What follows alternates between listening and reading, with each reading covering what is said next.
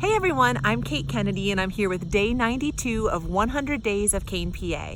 And today we talk with Sue and Ron Zampona, who were high school sweethearts.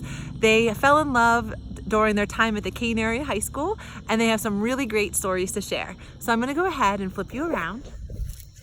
We'll walk on over and say hello. Hi you guys. Hi Kate.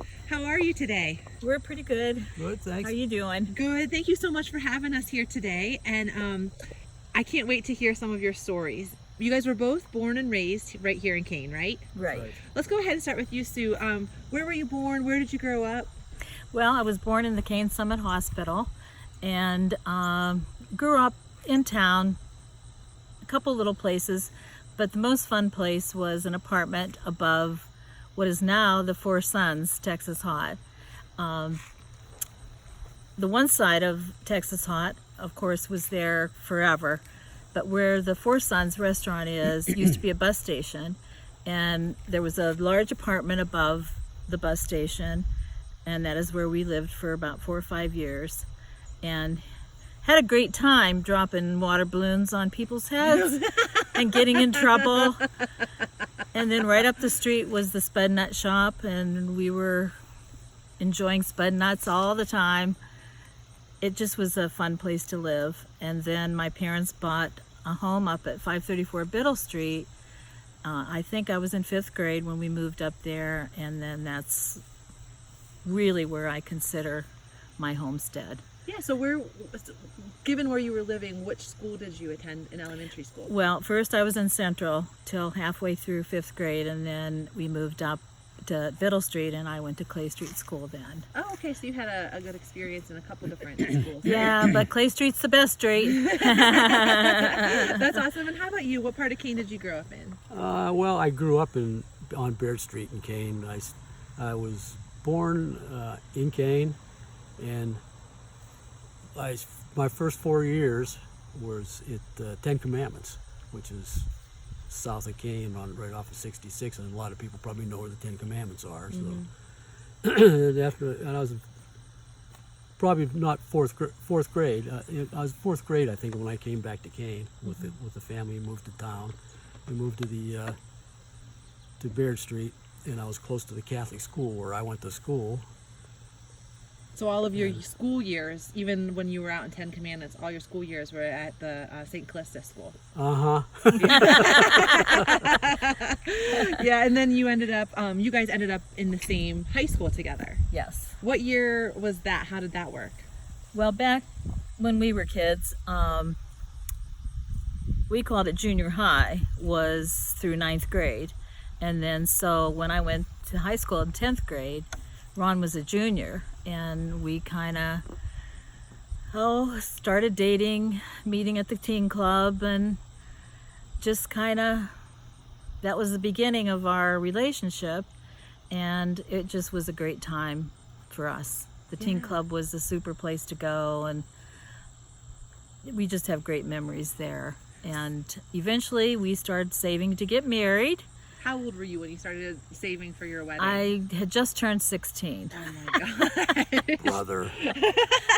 What did your parents think about that? Well, Ron had started playing in a band when he was younger, 12 years old or so.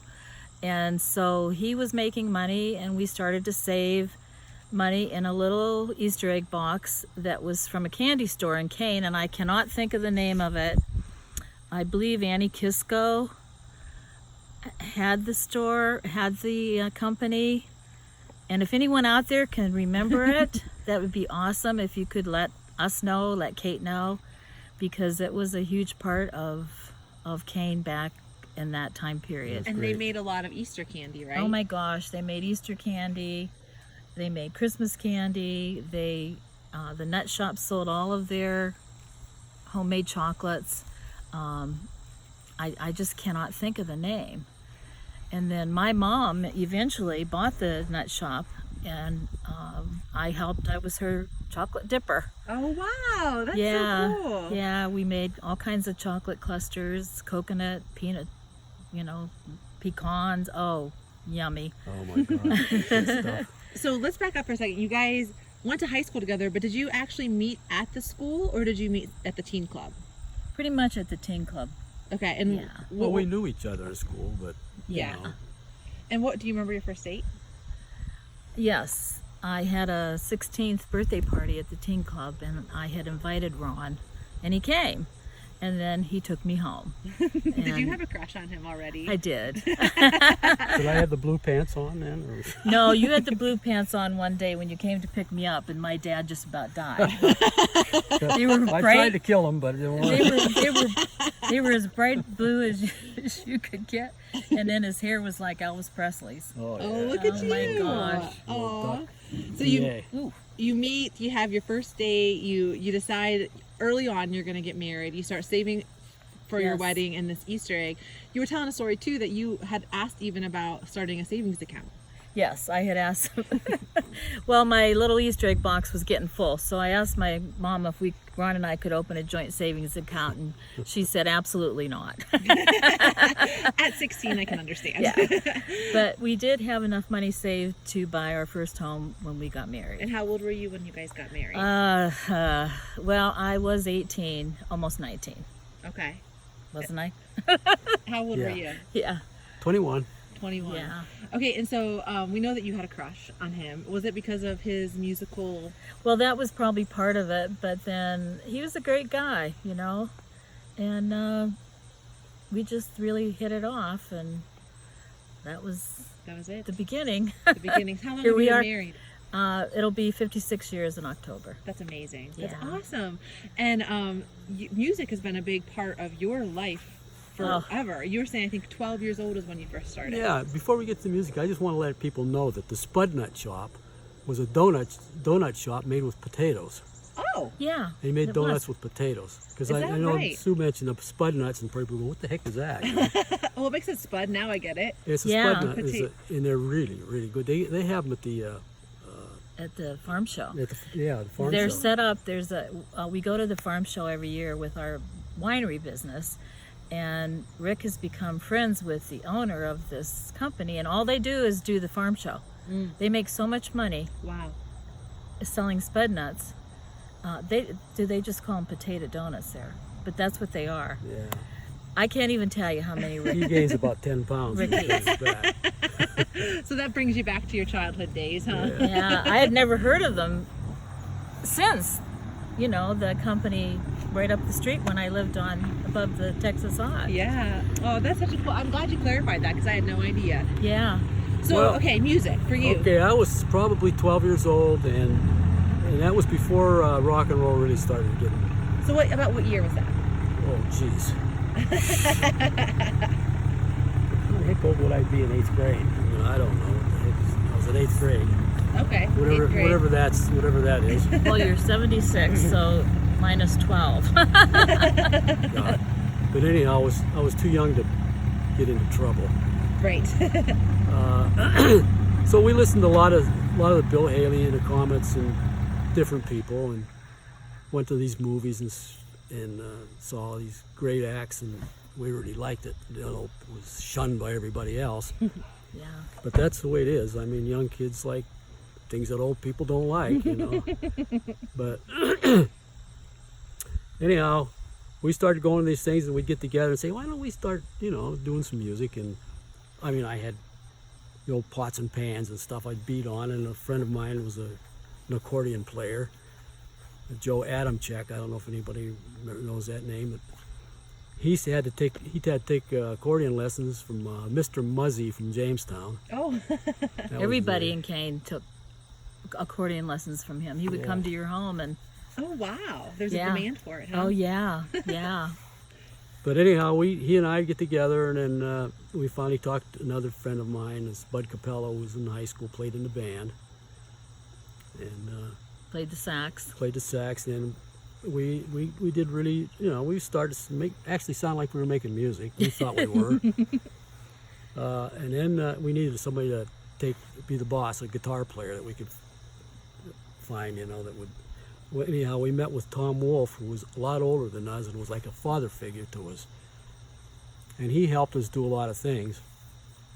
But one of the first gigs that we did was in Marionville at the Vets Club, and I was telling Katie about it a little bit ago that we played that night, and the guy that owned the place said, "I want to talk to you guys when you're done. Come on back in my office."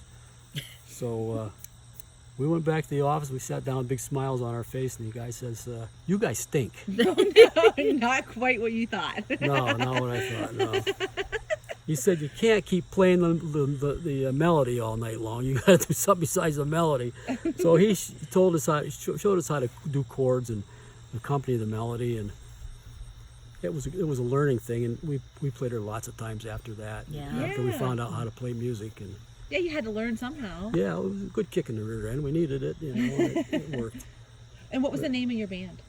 Blue Knights. The Blue Knights. And Yeah. and you guys were together for how long, would you say? I'd say we were together till maybe 2 years after high school. Okay. And then we played at a lot of fraternity houses, and a couple of the guys were going to college, and so I had connections in all these fraternity houses in Penn State and some in Alfred University, and I think it was Pitt. I don't know where else, but they were always a lot of fun to do. I can imagine. Yeah. But and that was one of my most exciting experiences playing. But probably the place I really have close to my heart would be the teen club in Kane, where we played. I don't know how often, but we played there often enough that it was a great experience up there. The place was absolutely gorgeous, and it was lots of fun to play there. And the Browns, that Mrs. Brown ran that place, and she should be a saint. I mean, the Browns, both of them, they were just great for the people in Kane. You were telling me about something that they did for the kids every year that Yeah. I didn't know about. He had a free movie at Christmas time, and then everybody would go to the movie, and then after the movie, they'd all stand. They'd be handing out bags of Yep. oranges and stuff, and candy and stuff in bags, and everybody got their little Oranges bag. and apples, and it was the movie theater uptown where this roller rink is now. And Oh, yeah. well, it's not a roller rink now. The Temple. The Temple. Yeah, Mhm. yeah. It was the Temple Theater. And they had owned the teen club and that movie and that- theater. mhm. And that's what they did for the kids Yeah. at Christmas. That's so cool. Yeah, it Yeah. is. I hadn't heard that one before. They were just awesome people. Mm-hmm. That's so neat. Especially she. She loved kids and just was always there for you no matter what. I think she Yeah. was the boss. She was really good. Yeah. So the teen club's really important to you guys. I mean, you spent It a lot of is. time playing there. You guys spent a lot of time there as a couple. Yes. So it was a meaningful place. You were actually telling me a story about how you wanted to get in even before you were a teen. Oh yeah, my brother Don Lundeen is 3 years older than me, and we were pretty close. And he was a really smooth dancer and really good-looking guy, and he was going to try to sneak me in one night. And How old were you? I was 12. So just on Leo the cusp. caught him, huh? Didn't work. So I was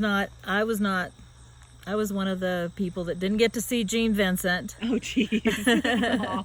But we would go there every day after school, get a nickel Coke, go back in the booth, do our homework, talk to our friends, and hang out a little bit. And it just was We had a lot of dance, dance, and the big floor was a nice big dance floor. Yeah. do the stroll. Everybody would get up and do the stroll, and it just was the best time. Yeah, what great memories to look back Yes. on. They really- Simple times and good memories. That's right. That's Yeah. right. Mm-hmm. So do you still play music today? Well, yeah, but I'm kind of old, sore and falling apart, basically. Because you're a drummer. He's playing this Saturday night, actually, in the lounge at the winery. Oh, look at It's you. called Uncorked. They're called Uncorked. There's 5 of his old cronies. Sorry, wow. guys, and B. And they are awesome. They play classic rock. They're great musicians, every one of them. Oh, so you do still have a band that gets back together every now Yeah, and then. yeah. We only play here about once every couple months, but Okay. Okay. And that's the only thing he does. His hands are full of arthritis, but he can sit and play for 3 hours without getting up. It's the truth. all the young guys have to go to the bathroom all the time. You can sit right there and play. So you played a lot in your younger days. Let's talk about your wedding. Oh my gosh. Well, the Blue Knights played for our wedding too. Except John Pop played the drums. He stepped in so you could be the host for the night. huh? Yes. And it was on the second floor above where the old Moose used to be, uptown.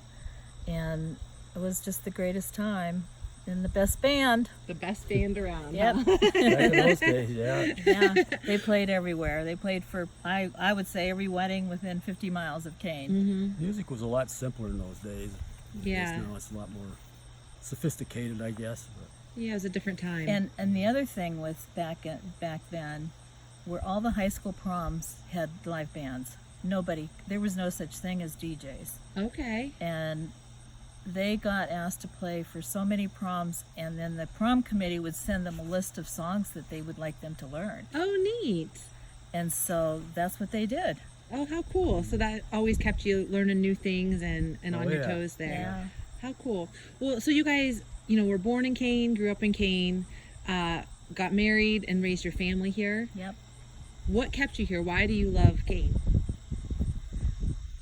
you asking me that? Yeah, I'll start with Yeah, you. you can start.